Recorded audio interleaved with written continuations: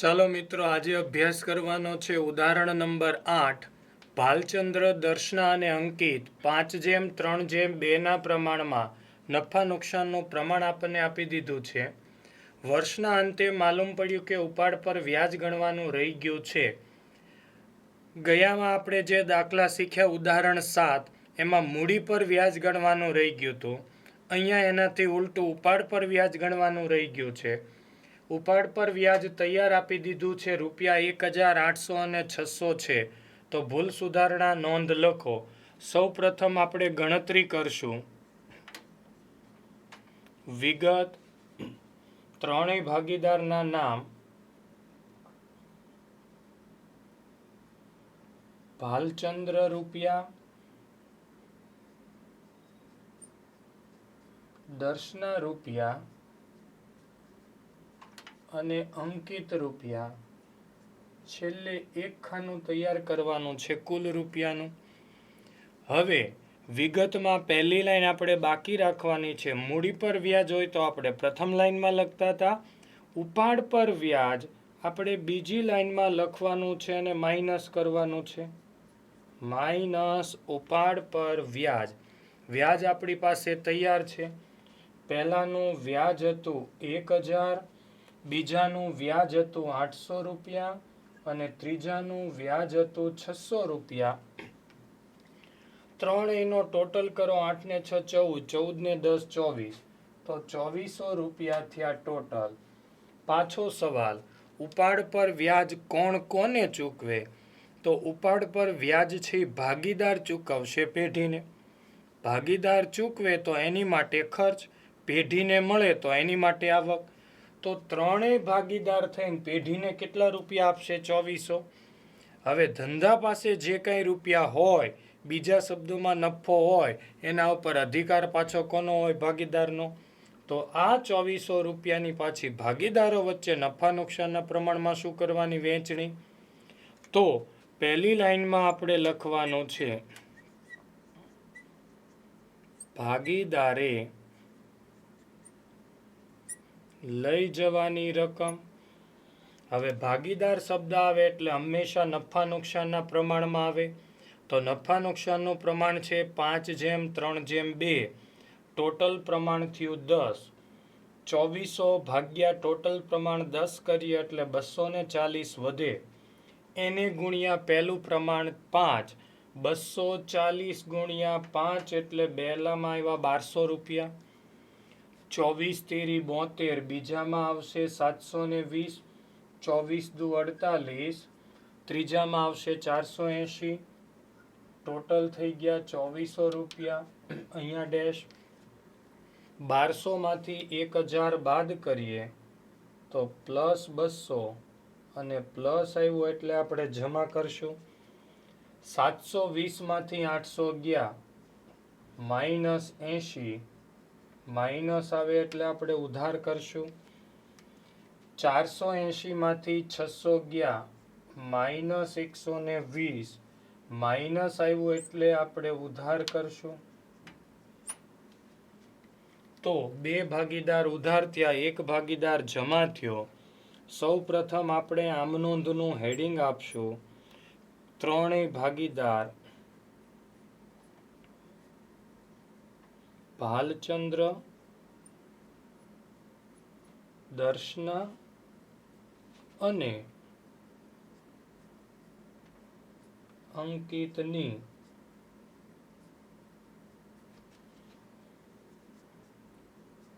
પેઢીના ચોપડે આમ નોંધ. ખાના લખશું આપણે. તારીખ, વિગત, ખાપા, ઉધાર રૂપિયા, જમા રૂપિયા.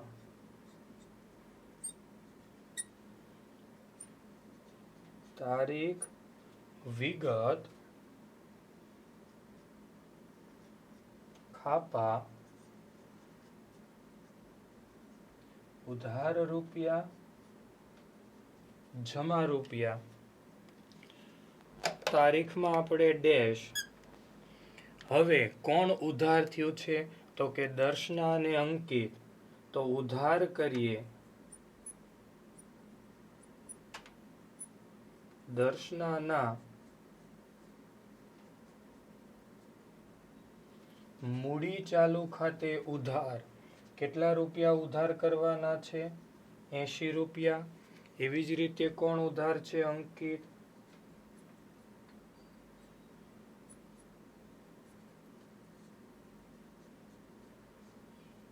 અંકિતના મૂડી ચાલુ ખાતે ઉધાર કેટલા રૂપિયા કરશું આપણે? 120. તે કોણ જમા થયું છે? ભાલચંદ્ર.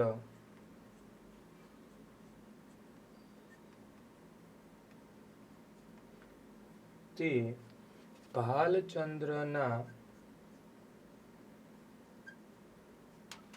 મૂડી ચાલુ ખાતે જમામાં લખશું 200 રૂપિયા. ફરજિયાત બાબત જે શું કર્યું આપણે?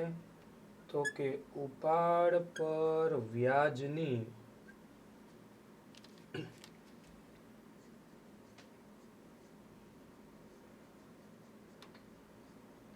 ભૂલ સુધારણા કરી તેના. ફરીથી ઝડપથી. સૌથી પહેલા વિગતમાં એક લાઈન છોડીને લખવાનું છે માઇનસ ઉપાડ પર વ્યાજ. મોટે ભાગે વ્યાજ તૈયાર આપી દે છે. એનો સરવાળો 2400.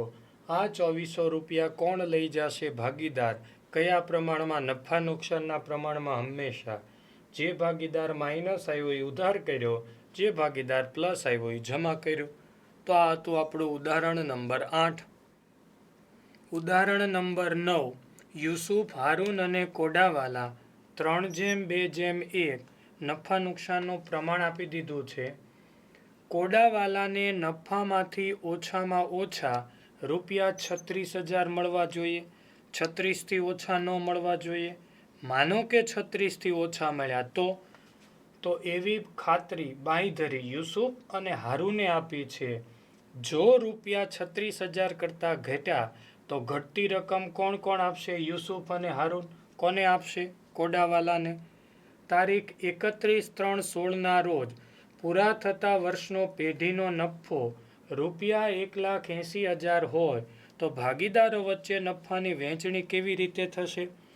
સૌ પ્રથમ 1,80,000 ને નફા નુકસાનના પ્રમાણમાં ત્રણેય વચ્ચે વહેંચી દઈએ.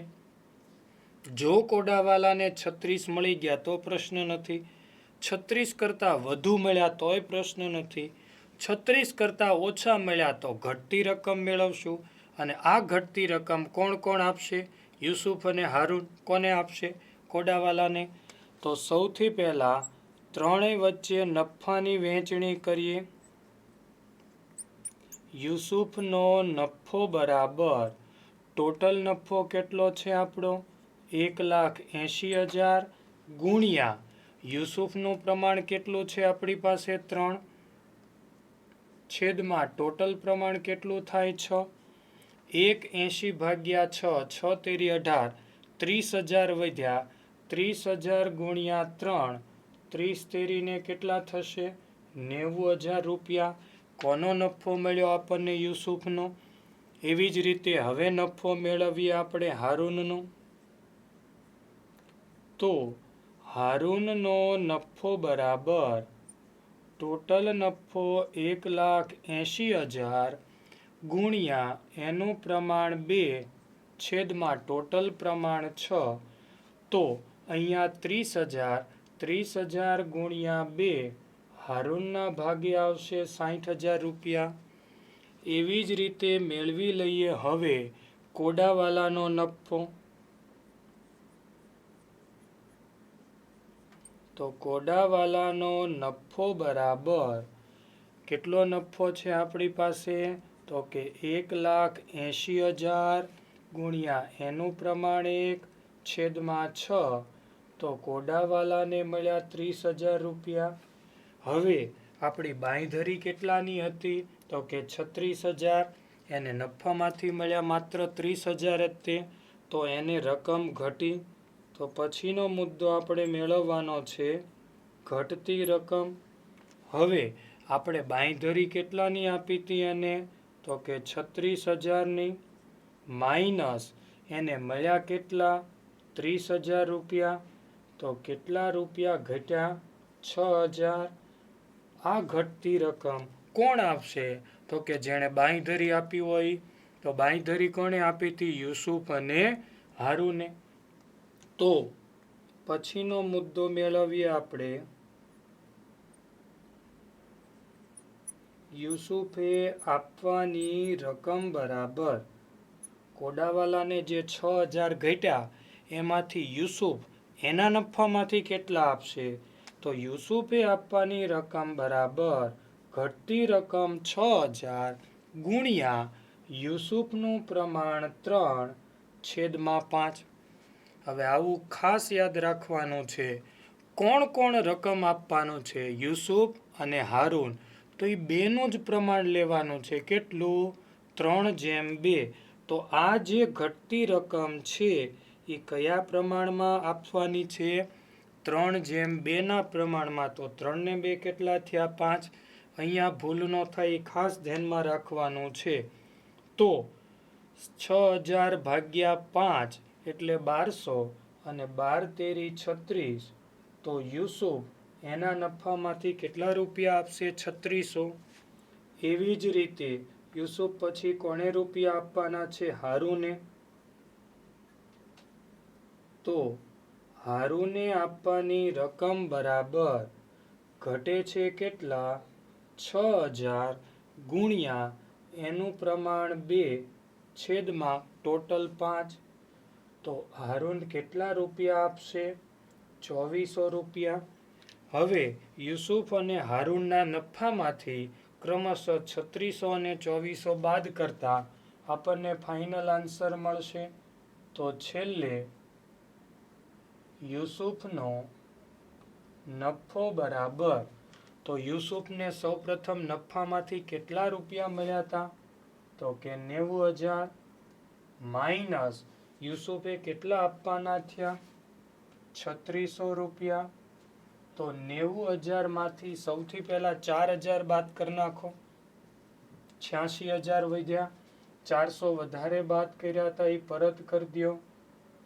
તો પ્રથમ ભાગીદારના ભાગે આવશે 86,400 રૂપિયા. એવી જ રીતે બીજો ભાગીદાર છે હારૂન. હારૂનનો નફો બરાબર એને નફામાંથી સૌપ્રથમ કેટલા મળ્યા હતા? 60,000 માઇનસ એણે કેટલા ચૂકવવાના છે? 2400 રૂપિયા. તો 60,000 માંથી પહેલા 3,000 બાદ કરો, 57,000. ઉપરના 600 ઉમેરી દો. તો એના ભાગે વધશે 57,600 રૂપિયા. અને ત્રીજો ભાગીદાર છે આપણો કોડાવાલા. કોડાવાલાનો નફો બરાબર કોડાવાલાને નફામાંથી કેટલા મળ્યા હતા? સૌ પ્રથમ તો કે 30,000 એને મળશે પ્લસ આ બંને થઈને એને કેટલા રૂપિયા આપી દીધા? 6,000. તો 30,000 પ્લસ 6,000 બાંયધરી મુજબ કોડાવાલાને કેટલા રૂપિયા મળી ગયા? 36,000. તો આ થઈ ગઈ ત્રણેય ભાગીદારો વચ્ચે નફાની વહેંચણી. ઉદાહરણ નંબર 9.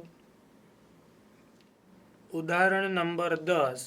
એક પેઢીના ભાગીદાર ગિરીશની ઉપાડના રૂપિયા 6,000 તથા વહેંચણી પાત્ર નફાના 9,000 એની અસર આપ્યા બાદ આખરની મૂડી 96,000 છે.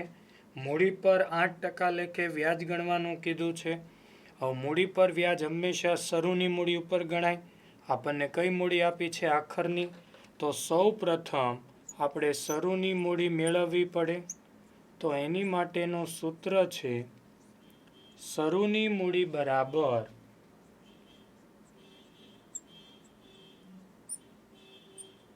આખરની મૂડી એમાં ઉપાડ પ્લસ કરી દેવાનો અને નફો શું કરવાનો છે? બાદ.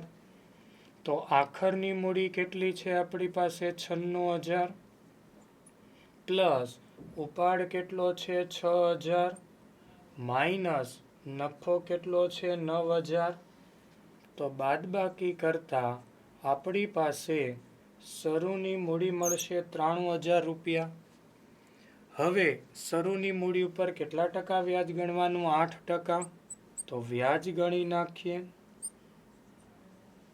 મૂડી પર વ્યાજ બરાબર મૂડી છે આપણી 93,000 ગુણ્યા 8% માટે છેદમાં 100. તો મૂડી પર વ્યાજ મળશે આપણને 7,440 7440. ઉદાહરણ નંબર 11. જેનેટ, અક્ષરા અને સપના સરખા હિસ્સાના ભાગીદારો છે. સરખા હિસ્સા એટલે 1:1:1. તેમની કુલ મૂડી 3 લાખ છે. ત્રણેયની મૂડી ભેગી આપી દીધી છે. મૂડીનું પ્રમાણ પણ આપણને અલગથી આપી દીધું છે 2:3:5. મૂડી પર વાર્ષિક 6%ના દરે વ્યાજ ચૂકવાય છે. ભાગીદાર અક્ષરાને મૂડીના વ્યાજ સહિત ₹45,400 મળ્યા હોય તો જેનેટ અને સપનાને મૂડીના વ્યાજ સહિત કુલ કેટલા મળશે? તો સૌથી પહેલું કામ મૂડી પર વ્યાજ આપણે અલગ કરવું પડે. હવે મૂડી પર વ્યાજ શોધવા માટે મૂડી જે ભેગી આપી છે એને જુદી પાડવી પડે. તો સૌથી પહેલા આપણને મૂડીનું પ્રમાણ આપ્યું છે અલગ લઈ લઈએ. તો મૂડીનું પ્રમાણ કેટલું આપ્યું છે?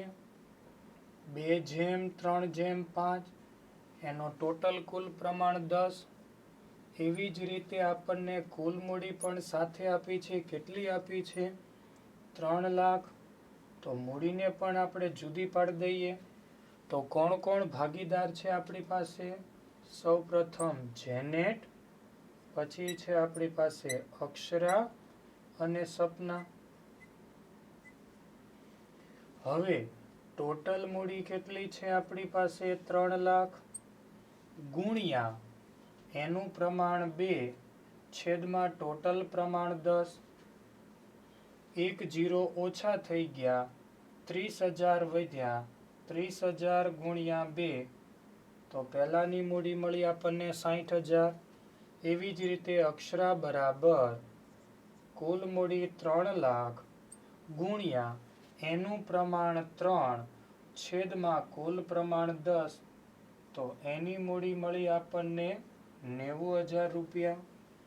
એવી જ રીતે સપના કુલ મૂડી 3 લાખ ગુણ્યા સપનાનું પ્રમાણ 5 છેદમાં 10. 5 તેરી 15. એની મૂડી મળી આપણને 1,50,000. ત્રણેય ભાગીદારની મૂડી અલગ મળી ગઈ. હવે મૂડી પર આપણે કેટલા ટકા વ્યાજ આપવાનું છે? 6%. તો એની માટે આપણે એક કોષ્ટક બનાવીએ. સૌ પ્રથમ વિગત. હવે ભાગીદારને શું આપવાનું છે? તો કે મૂડી પર વ્યાજ. તો મૂડી પર વ્યાજ આપી દઈએ. પ્લસ કોઈ પણ ભાગીદાર હોય એને ધંધામાંથી મળે નફો. મૂડી પર વ્યાજ પ્લસ નફો એને આપણે બોલશું કુલ રૂપિયા. હવે વિગતમાં આપણે ત્રણેય ભાગીદારોના નામ લખવાના છે. કોણ કોણ છે આપણી પાસે? જેનેટ, અક્ષરા અને સપના. ત્રણેય ભાગીદાર આવી ગયા. હવે શું આપવાનું છે? પહેલા મૂડી પર વ્યાજ. ત્રણેયની મૂડી આપણી પાસે છે 60, 90 અને 1,50,000. મૂડી પર કેટલા ટકા વ્યાજ કીધું છે? 6%. તો 60,000ના 6% મૂડી પર વ્યાજ થશે 3600. 90,000ના 6% 9 છક 54. તો વ્યાજ થશે 5400. 1,50,000ના 6% 15 છક 90. તો એનું વ્યાજ થશે 9,000. વિગત મળી ગઈ. મૂડી પર વ્યાજ મળી ગયું. નફો આપણને છેલ્લે મળે. પણ ત્રણમાંથી કોઈ એક ભાગીદારની કુલ રકમ આપી દીધી હોય તો કુલ રકમ કેટલી છે આપણી પાસે? 45,400. કોને મળ્યા છે? અક્ષરાને. તો અક્ષરાના કુલના ખાનામાં લખવાના છે 45,400 રૂપિયા. હવે આ 45,400 કુલ રૂપિયામાંથી મૂડી પર વ્યાજ 5400 આપણે બાદ કરી નાખીએ. ઉપરના 5400 બાદ થતા એના ભાગે નફો કેટલો આવ્યો હોય 40,000. પહેલી જ લાઈનમાં કીધું છે સરખા હિસ્સા એટલે 1:1:1 ભાગીદારો છે. જો અક્ષરાને 40,000 નફામાંથી મળે, ત્રણેયનું પ્રમાણ સરખું છે, તો જેનેટને પણ નફામાંથી 40,000 મળે, સપનાને પણ નફામાંથી 40,000 મળે. તો પહેલો ભાગીદાર જેનેટ 40 ને 3 એના ભાગે કેટલા આવશે ટોટલ? 43,600. સપના 40 પ્લસ 9 તો એના ભાગે કેટલા આવશે? 49,000 રૂપિયા. નીચે ફરજિયાત જવાબ લખવાનો છે. શું લખશું? તો કે ભાગીદાર જેનેટને મૂડીના વ્યાજ સહિત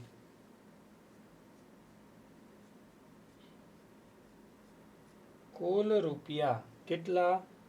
43,600 તથા સપનાને મૂડીના વ્યાજ સહિત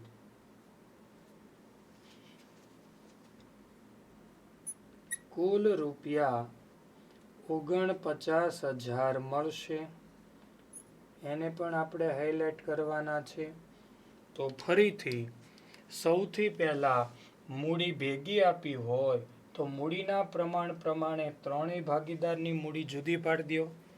પછી ગણતરી માટે કોષ્ટક તૈયાર કરો. વિગત, મૂડી પર વ્યાજ, નફો અને કુલ રકમ.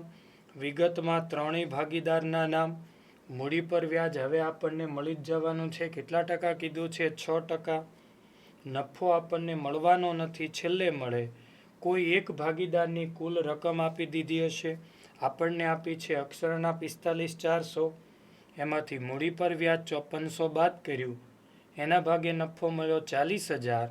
નફા નુકસાનનું પ્રમાણ સરખું છે એટલે ત્રણેય ભાગીદારને 40,000 મળ્યા.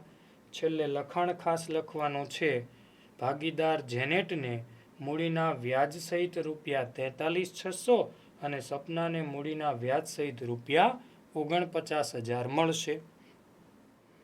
ઉદાહરણ 2 જેવો એક સ્વાધ્યાયનો દાખલો છે. દાખલા નંબર 2.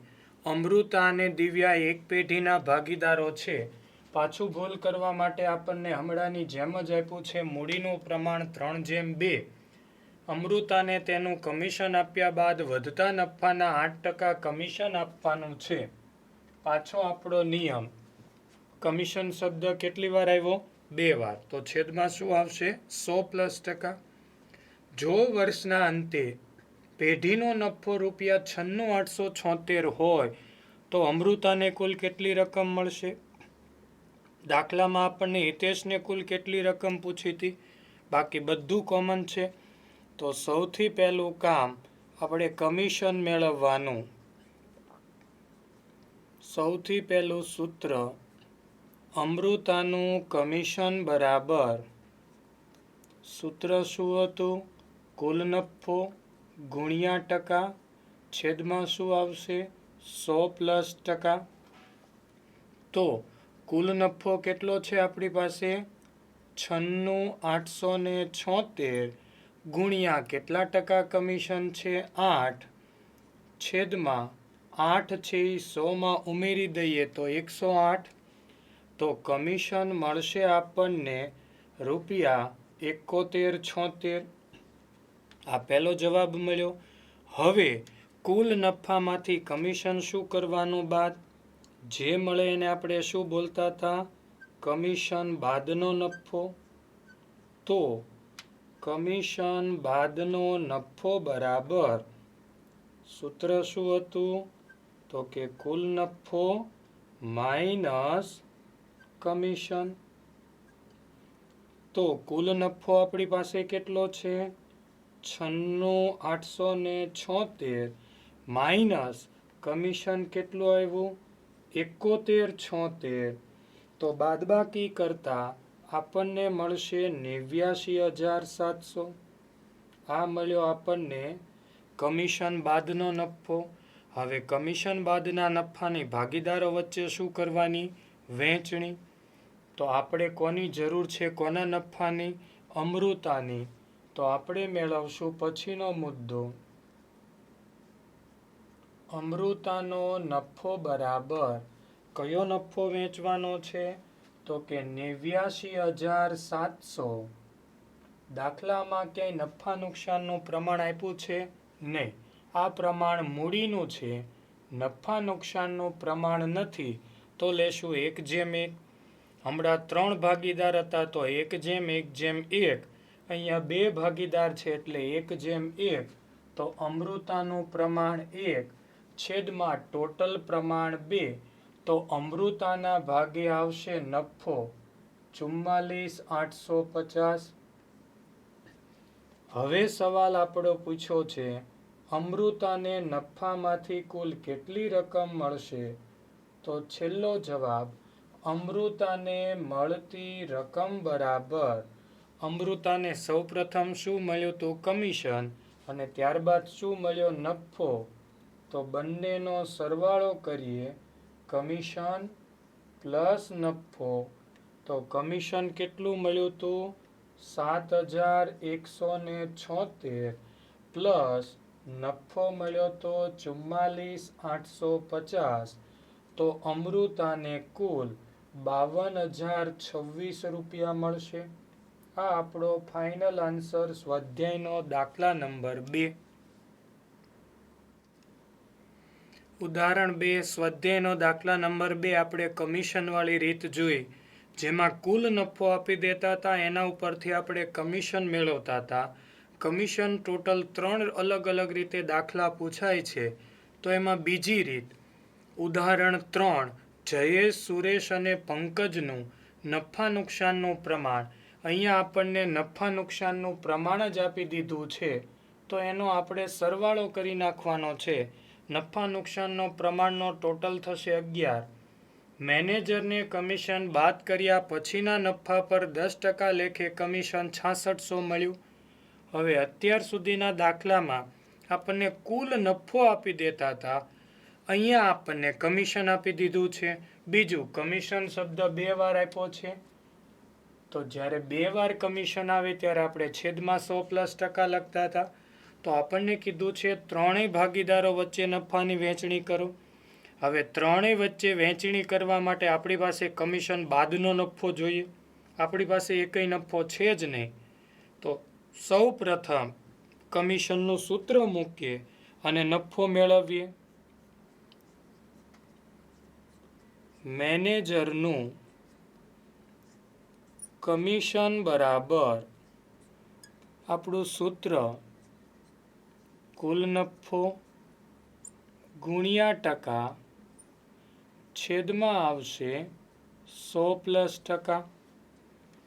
હવે આપણી પાસે કુલ નફો છે ને, એની જગ્યાએ આપણને કમિશન આપી દીધું છે, તો કમિશનની જગ્યાએ 6600. કુલ નફો નથી એટલે કુલ નફો ગુણ્યા કેટલા ટકા કમિશન કીધું છે આપણને? 10 છેદમાં 100માં 10 ઉમેરી દઈએ તો થશે 110. હવે 1 0 ઉડાડતા 6600 અહીંનાય રાખ્યા, 11 ભાગાકારમાંથી આ બાજુ આવતા ગુણાકારમાં. તો સામે મળ્યું આપણને કુલ નફો. બંનેનો ગુણાકાર કરતા પહેલો જવાબ આપણને મળશે કુલ નફો બરાબર 72,600 રૂપિયા. હવે આપણે તો ભાગીદારના નફાની ગણતરી કરવાની છે. તો ભાગીદારો વચ્ચે નફો વહેંચવા માટે આપણી પાસે ફરજિયાત કયો નફો હોવો જોઈએ? તો કે પછીનો મુદ્દો, કમિશન બાદનો નફો બરાબર, સૂત્ર 2 વાર ભણી ગયા, શું આવે? કુલ નફો માઇનસ કમિશન. તો કુલ નફો આપણી પાસે કેટલો મળ્યો?